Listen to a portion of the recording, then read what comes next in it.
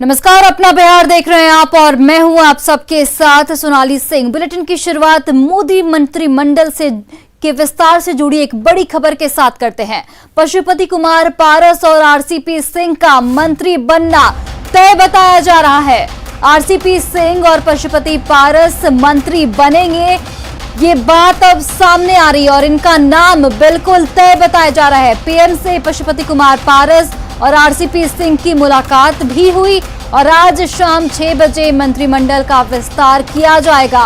वहीं आपको बता दें कि बिहार बीजेपी कोटे से नई टीम में किसी का नाम शामिल नहीं किया गया है। और देखिए, हम तस्वीरें भी दिखा रहे हैं। पशुपति कुमार पारस और आरसीपी सिंह का मंत्री बनना तय है। पीएम मोदी कुछ ही वक्त पहले जो संभावित मंत्री जो शपथ ले सकते हैं उनसे बातचीत कर रहे थे और उसमें देखिए पशुपति कुमार पारस और आरसीपी सिंह साफ तौर पर नजर आ रहे हैं और इससे ये बात बिल्कुल साफ हो गई है कि पशुपति कुमार पारस और आरसीपी सिंह का नाम मंत्री की लिस्ट में बिल्कुल तय बताया जा रहा है।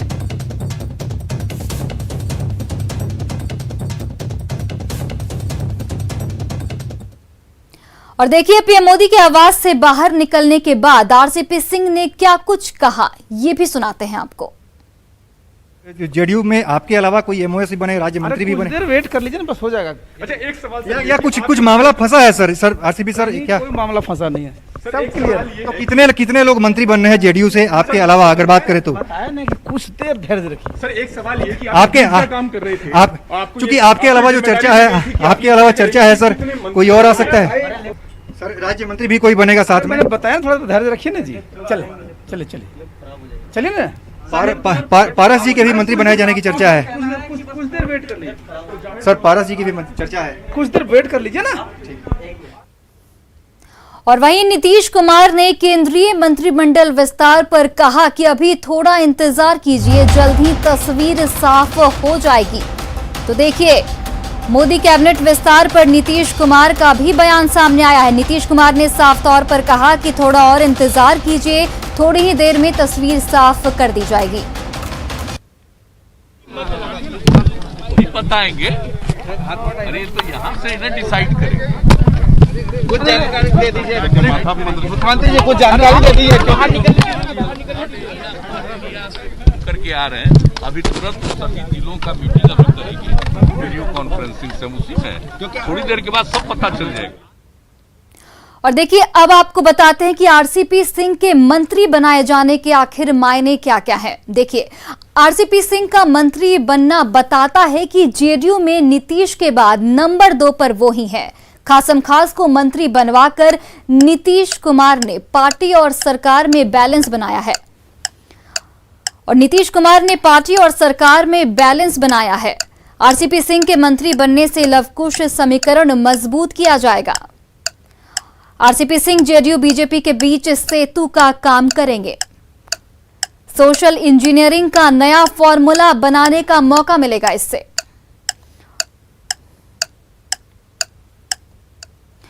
और वहीं पशुपति कुमार पारस के मंत्री बनने के मायने क्या क्या हैं, ये भी आपको बताते हैं। पशुपति कुमार पारस के मंत्री बनाए जाने से ये साफ है कि पारस गुट असली एलजेपी है। दलित समुदाय को साधने की कोशिश की जाएगी इसके द्वारा।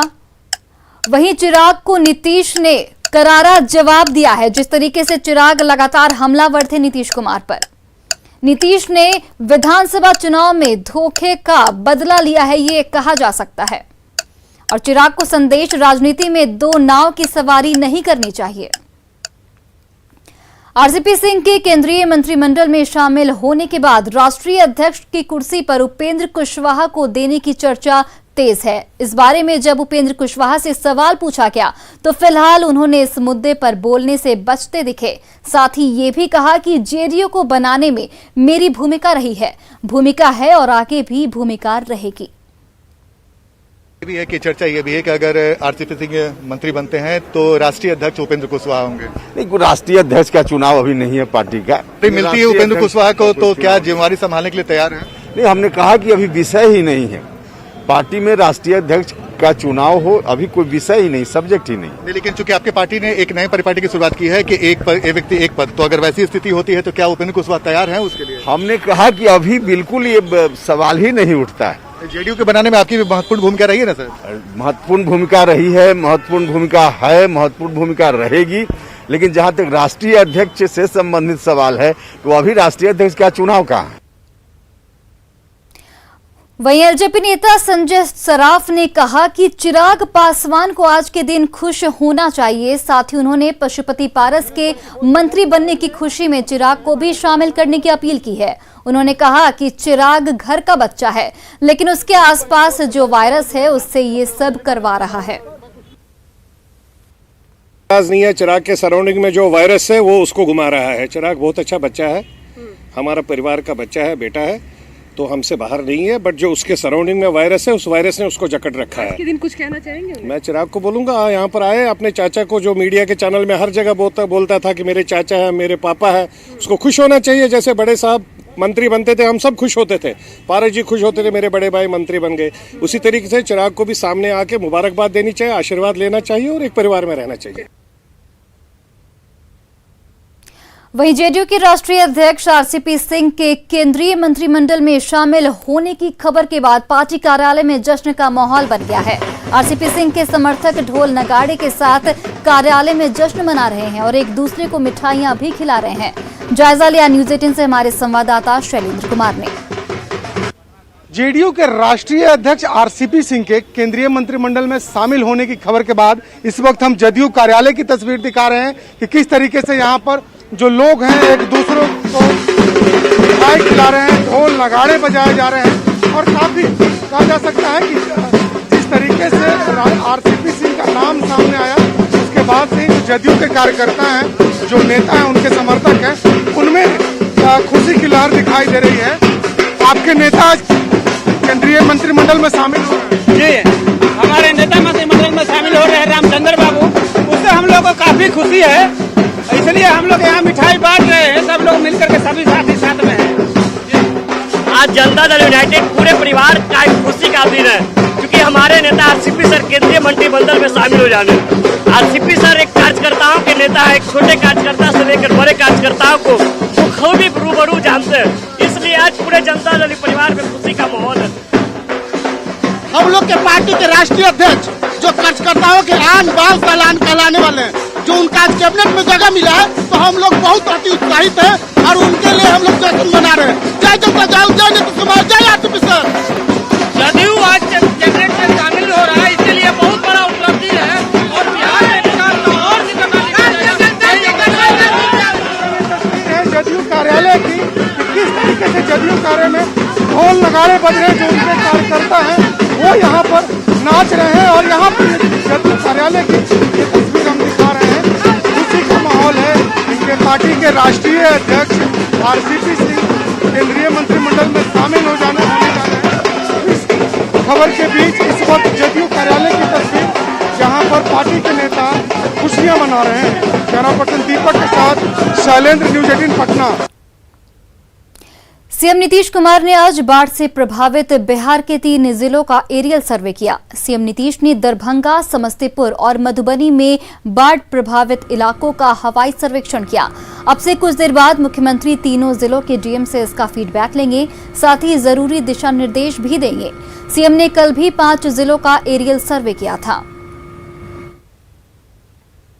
सीतामढ़ी के जो मधुबनी के साइड से है चरौत ब्लॉक, वहाँ से शुरू करके पूरा मधुबनी, फिर सुपौल के मरौना ब्लॉक तक, और फिर वहाँ से कुशेश्वर स्थान, दरभंगा का हनुमान नगर, हायाघाट, बहादुरपुर और फिर समस्तीपुर का जो एरिया है, और वो सारा देखते हुए तो जहाँ एम्बैंकमेंट नहीं है, बागमती में नहीं है, तो उन सब जगहों पर पानी काफ़ी फैलाव है। और इस 3-4 जिला में कुछ ब्लॉक काफ़ी प्रभावित है। कुशेश्वर स्थान दोनों पूर्वी और पश्चिमी वो बिल्कुल प्रभावित है, या हनुमान नगर का एरिया देखा, या मधुबनी का मधवापुर और बेनीपट्टी का एरिया देखा, तो ये सब एरिया काफ़ी, शिवाजी नगर देखा हम लोगों ने समस्तीपुर में, तो ये सब एरिया काफ़ी प्रभावित है।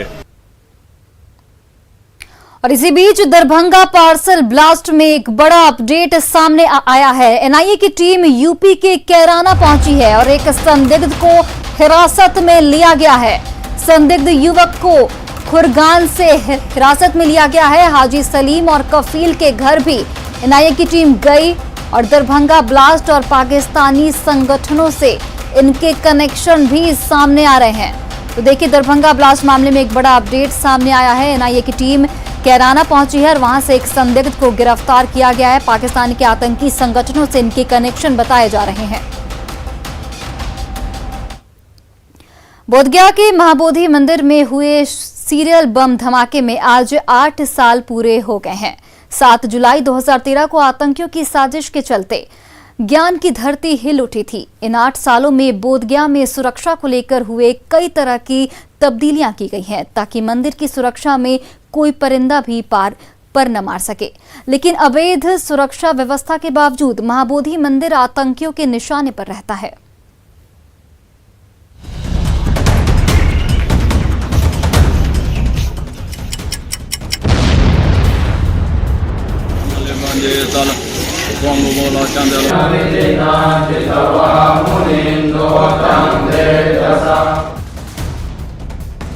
सात जुलाई 2013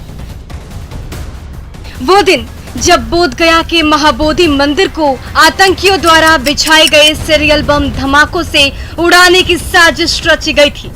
चंद घंटे के भीतर एक के बाद एक 8 बम धमाके किए गए।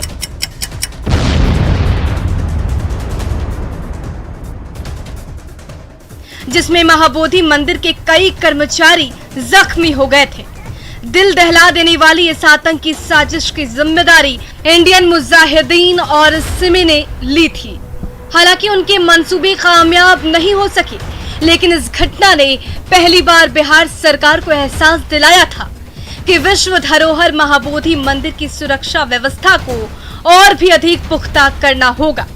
2013 के बाद सुरक्षा व्यवस्था तो बढ़ाई गई, लेकिन एक बार फिर 2018 में मंदिर के बाहरी परिसर के कई जगहों को बम से उड़ाने की कोशिश की गई, जिसे स्थानीय पुलिस बल की मुस्तैदी से विफल कर दिया गया।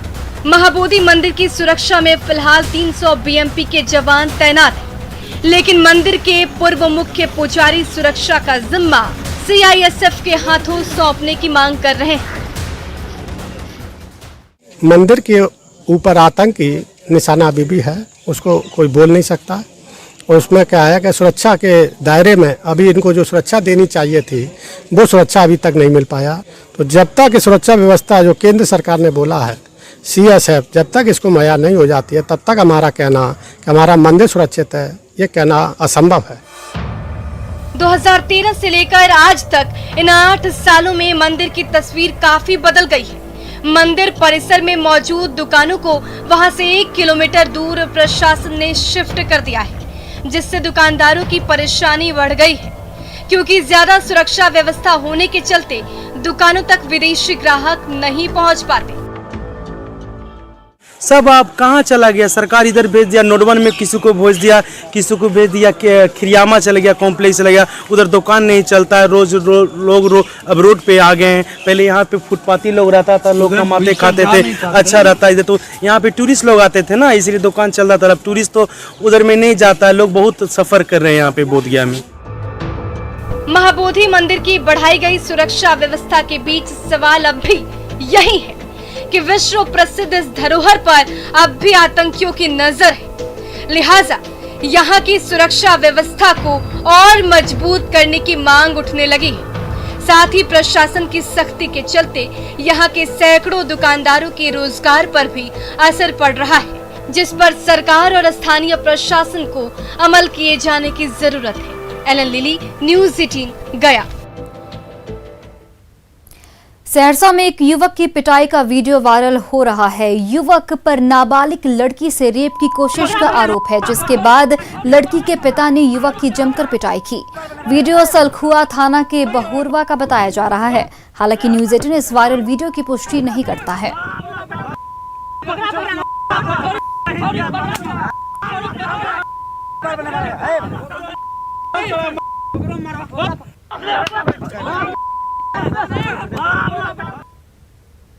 और इसी बीच एक बड़ी खबर सामने आ रही है। केंद्रीय मंत्री परिषद की लिस्ट जारी कर दी गई है। जेडीयू के आरसीपी सिंह मंत्री बनेंगे और एलजेपी के पशुपति कुमार पारस मंत्री बनेंगे, यह अब साफ कर दिया गया है।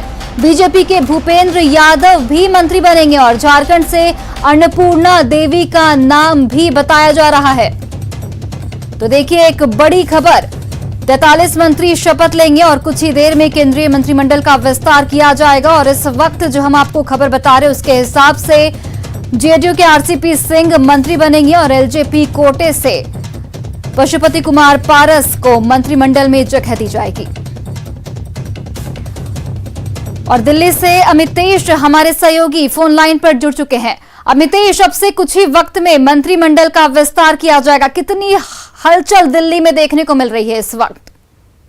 देखिए, जो 43 नए मंत्रियों की को शपथ दिलाई जाएगी, लिस्ट बिल्कुल सामने आ चुकी है। उन 43 में अगर बिहार और झारखंड की बात करें तो बिहार से 3 मंत्री शपथ लेंगे, जिसमें 2 नए मंत्री होंगे, पशुपति कुमार पारस और आरसीपी सिंह 2 कैबिनेट मंत्री बनने जा रहे हैं।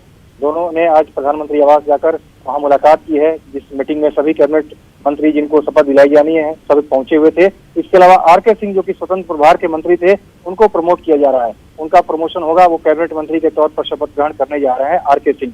झारखंड की बात करें तो अन्नपूर्णा देवी जो कि एमपी है, अन्नपूर्णा देवी को मंत्री परिषद में जगह मिलने जा रही है। तो बिहार से 3 और झारखंड से 1 कह सकते हैं, यानी 2 नए मंत्री बिहार से होंगे, आरसीपी सिंह पशुपति पारस। झारखंड से नई मंत्री होंगी अन्नपूर्णा देवी और इसके अलावा आरके सिंह जो कि बिहार से तीसरे ऐसे मंत्री होंगे जिनको शपथ दिलाई जाएगी और उनका प्रमोशन होगा कैबिनेट मंत्री के तौर पर। अमितेश, देखिए बिहार की बात करें तो जेडीयू ने 4 पदों पर अपनी मांग रखी थी, लेकिन आरसीपी सिंह के बस मंत्रिमंडल में शामिल होने की बात सामने आ रही है, तो क्या इससे जेडीयू संतुष्ट होगी? देखिए, जेडीयू से बातचीत के बाद ही सब कुछ फाइनल हुआ है और आरसीपी सिंह तभी गए हैं क्योंकि जेडीयू के राष्ट्रीय अध्यक्ष हैं, उन्हीं को अधिकृत किया गया था मुख्यमंत्री की तरफ से। और आरसीपी सिंह जब संतुष्ट हो गए उसके बाद ही पहुंचे थे आज दिन में प्रधानमंत्री आवास, और खुद आरसीपी सिंह नहीं पहुंचे थे, साथ में पशुपति कुमार पारस भी गए थे। तो निश्चित रूप से पशुपति कुमार पारस भी कैबिनेट मंत्री बनेंगे, आरसीपी सिंह भी कैबिनेट मंत्री बनेंगे। तो जेडीयू के कहने से ही एक तरह से कहें तो पशुपति पारस को मंत्री बनाया जा रहा है। इस सिचुएशन में जेडीयू के खाते में भले ही ऑन पेपर दिखे कि एक ही कैबिनेट मंत्री है आरसीपी सिंह का, लेकिन आरसीपी सिंह के साथ साथ पशुपति पारस को भी बीजेपी मान रही है कि 2 कैबिनेट बन रहे हैं वो जेडीयू कोटे से बन रहे हैं। तो इस हिसाब से देखा जाए तो 2 कैबिनेट मंत्री बनेंगे, एक पशुपति पारस, दूसरा आरसीपी सिंह। और बीजेपी की तरफ से आरके सिंह का मैं जिक्र करना चाहूंगा, उनके कामकाज को देखते हुए उनके काम के आधार पर जो स्वतंत्र प्रभार के मंत्री थे उनको प्रमोट किया जा रहा है, उनको कैबिनेट मंत्री बनाया जा रहा है। यानी बीजेपी से कोई नया नाम नहीं है, जो पुराना नाम है स्वतंत्र प्रभार का उन्हीं को प्रमोट किया गया है। इसके अलावा बात करें तो झारखंड से अन्नपूर्णा देवी का नाम है, नया नाम है, और झारखंड से और अन्नपूर्णा देवी जो कि इनका राजनीतिक अनुभव पहले से रहा है, काफी लंबा रहा है, बीजेपी के टिकट पर उन्हें चुनाव लड़ा था, उनको जीत मिली थी। तो मोदी मंत्रिमंडल में 2019 में भी उनके नाम की चर्चा थी, लेकिन उस समय उनको शामिल नहीं किया गया। लेकिन जब रिशफल हो रहा है तो झारखंड से एक नॉन ट्राइबल व्यक्ति को मंत्री बनाने की बात थी, क्योंकि महिला भी हैं और नॉन ट्राइबल भी हैं, इसलिए उनके नाम को आगे बढ़ाया गया है। और अन्नपूर्णा देवी शपथ ग्रहण करने जा रही हैं शाम को 6 बजे। अमितेश, अगर केंद्रीय राजनीति की बात करें तो हलचल काफी बढ़ गई है, कई नामी मंत्री, कई नामी चेहरे इस्तीफा दे चुके हैं। यहाँ बिल्कुल स्वास्थ्य मंत्री हर्षवर्धन का नाम सबसे बड़ा है, क्योंकि कैबिनेट मंत्री थे और उनके नाम को लेकर कई तरह की चर्चाएं चल रही। इसके अलावा और भी संतोष गंगवार है और बहुत सारे लोगों ने इस्तीफा दिया। रमेश पोखरियाल निशंक की बात करें, शिक्षा मंत्री थे, उन्होंने इस्तीफा दिया है, स्वास्थ्य कारणों का भले ही उन्होंने हवाला दिया हो। तो निश्चित रूप से कई सारे मंत्रियों ने इस्तीफा दिया है और पहले से इस बात के कयास लगाए जा रहे थे, इस बात की चर्चा थी कि सभी मंत्रियों के कामकाज की समीक्षा की जा रही है, उनके कामकाज के आधार पर ही मंत्री परिषद में फेरबदल होगा। कुछ को नई जिम्मेदारी दी जाएगी, कुछ के विभाग बदले जाएंगे, कुछ लोगों को ड्रॉप किया जाएगा और नए लोगों को शपथ दिलाई जाएगी। 45 लोगों को जो शपथ दिलाई जाएगी उसमें अपने आप अंदाजा आप लगा सकती हैं कि किस तरह से नए कई लोगों को प्रमोट किया गया है। अनुराग ठाकुर की बात कर लें, युवा है, पहले एमओएस थे, अब उनको प्रमोट कर कैबिनेट मंत्री बनाया जा रहा है। तो इस तरफ से बहुत सारे ऐसे नाम हैं जिन्हें प्रमोशन भी मिला है, इसलिए उनका शपथ ग्रहण होगा। और बहुत सारे लोग ऐसे हैं जिनका परफॉर्मेंस बेहतर नहीं था तो उनको ड्रॉप कर दिया गया है। बिल्कुल अमितेश, आप हमारे साथ बने रहिए। देखिए, न्यूज 18 बिहार झारखंड के संपादक संतोष कुमार हमारे साथ फोन लाइन पर जुड़ चुके हैं। संतोष जी, कुछ ही देर में कैबिनेट का विस्तार किया जाएगा। झारखंड से अन्नपूर्णा देवी का नाम सामने आ रहा है, क्या कुछ जानकारी आपके पास? देखिए, अन्नपूर्णा देवी झारखंड के कोडरमा लोकसभा क्षेत्र से सांसद हैं और पहली बार चुनाव जीत के गई हैं और बहुत ही बड़े अंतर से चुनाव जीत के गई हैं। और इस वजह से उनका हाल का अगर देखें ट्रैक रिकॉर्ड तो बहुत ही शानदार रहा है, क्योंकि इससे पहले वो राष्ट्रीय जनता दल में रही हैं, उनके पास अनुभव भी है, उनके पास सरकार राज्य में मंत्री रह चुकी हैं। तो कुल मिलाकर अन्नपूर्णा देवी का नाम आना झारखंड के लिए, झारखंड बीजेपी के लिए एक उत्साह की स्थिति है। और उम्मीद की जा रही है कि अन्नपूर्णा देवी जिन उम्मीदों के साथ मोदी मंत्रिमंडल के जो विस्तार हो रहा है, उस विस्तार में उनका नाम जिस तरीके से आया है और शाम को 6 बजे जब शपथ लेंगी तो उन उम्मीदों पर खरी उतरेंगी। और इससे दो संदेश एक तरीके से पार्टी की तरफ से अगर आप देखें तो अन्नपूर्णा देवी यादव समुदाय से आती हैं, यादव जाति से आती हैं, जिससे कि बिहार में भी इसका इम्पैक्ट पड़ेगा। और जिस झारखंड में वैसे तो यादवों की संख्या बहुत ज्यादा नहीं है, लेकिन इसका इम्पैक्ट क्योंकि जहां से आती है वो बिहार का बॉर्डर का इलाका है, बिहार और झारखंड का, तो ऐसा माना जाएगा कि ये उस समुदाय को भी, उस जाति विशेष को भी कुछ का भी समीकरण का ख्याल रखा गया है। तो अब अन्नपूर्णा देवी पहली बार चुनाव जीत के गई हैं, बड़े मार्जिन से जीत के गई हैं और उन्होंने जिसको चुनाव में हराया था वो राज्य के पूर्व मुख्यमंत्री बाबूलाल मरांडी थे, वो भी अब बीजेपी में शामिल हो गए हैं। तो इस तरीके से अन्नपूर्णा देवी का कद झारखंड की राजनीति में भी बहुत बड़ा हो जाएगा और आने वाले दिनों में जब इनको अब ये देखना होगा कि इनको क्या पोर्टफोलियो मिलता है, लेकिन जो संकेत और सूत्र बता रहे हैं इनको ऐसा पोर्टफोलियो दिया जाएगा जिसमें कि आम लोगों का मतलब रहता है, उस तरीके का पोर्टफोलियो दिया जाएगा, क्योंकि काफी मिलनसार हैं, स्वभाव से भी काफी सरल हैं। तो ऐसे में इस तरीके का जब पोर्टफोलियो मिलता है तो उसमें परफॉर्मेंस बहुत अच्छा निखर कर आता है। उम्मीद की जा रही है इस तरह का जब पोर्टफोलियो उनको मिलेगा तो राज्य पूरी जो जिम्मेदारी मिलेगी उस जिम्मेदारी को वो बखूबी निभाएंगे। लेकिन कुल मिलाकर पूरे झारखंड में हर्ष का माहौल है। जी बिल्कुल संतोष जी, अन्नपूर्णा देवी के मंत्रिमंडल में शामिल होने के बाद झारखंड की राजनीति और कितनी मजबूत हो जाएगी केंद्र में?